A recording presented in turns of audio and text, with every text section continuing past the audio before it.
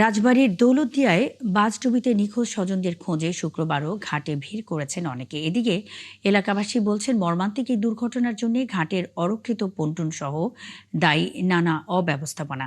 কেউ কেউ বলছেন, কমবয়সী চালকের অদক্ষতার দায়ও এড়ানো যায় না। মেহেদী হাসানের তথ্য ও ছবিতে প্রতিবেদন।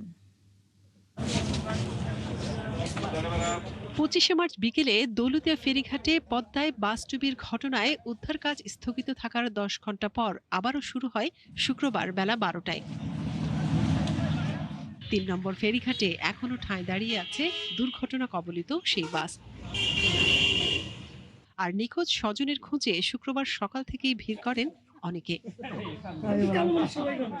ঘাট এলাকার মানুষের এখনো দুর্ঘটনা আতঙ্ক কাটেনি। তারা জানান, এত বড় দুর্ঘটনার মূল কারণ ঘাটের নানা অব্যবস্থাপনা। তারা বলছেন, বারবার বলার পরেও এবড়ো থেবড়ো ছিল ঘাটের উঁচু সংযোগ সড়ক, আর দীর্ঘদিন ধরে পন্টুনের কোনো রেলিং ছিল না। এছাড়াও ঘাটে যে কোনো জরুরি পরিস্থিতি মোকাবেলায় সেরকম কোনো সরঞ্জামও ছিল না। স্লিপ করে বাসটা ওখান থেকে একটা ফেরিও ছিল, উনি বাসটা স্লিপ করে ওখানে পড়ে গেছে গাঙে। এক বগুচা থাকতো তা তো গাড়িটা তো মনে কর পড়তো না, গাড়িটা পেছন দিকে মনে কর ফিরে আসতো। প্রত্যেকটা গাড়ি উঠতে পারে না, গাড়ি নামতে পারে না, নামতে গেলে নদীতে চলে যায়, উঠতে গেলে তার এক্সেল ভেঙে যায়। কেন এখানে অতিরিক্ত গাড়ি যতগুলো ফেরিতে প্রয়োজন তার বেশি কেন এখানে গাড়ি দেওয়া হলো? লোকজন আরো জানান, দুর্ঘটনায় পড়া বাস চালকের কাছ থেকে পাওয়া পরিচয়পত্র ও ড্রাইভিং লাইসেন্সের দেয়া তথ্য অনুযায়ী ২৫শে মার্চের দুর্ঘটনা মোকাবেলা করার মতো অভিজ্ঞতা তার ছিল না।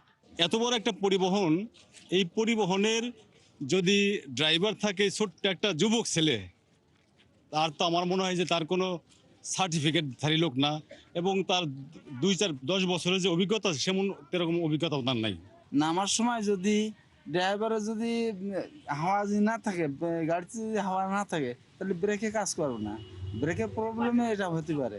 আর মানুষের এসব অভিযোগ জেনে ঘাট পরিদর্শনে আসেন রাজবাড়ী ১ আসনের সংসদ সদস্য আলী নেওয়াজ মাহমুদ খোয়ম। তিনি জানান, ঘাটে দীর্ঘদিন জমে থাকা এসব অনিয়ম দূর করতে কাজ করছে সরকার। ভবিষ্যতে ঘাট ব্যবস্থাপনাটাকে আরো ভালোভাবে এটা ভালো করা যায়, সেই দিক থেকে সরকারের অনেক পরিকল্পনা আছে।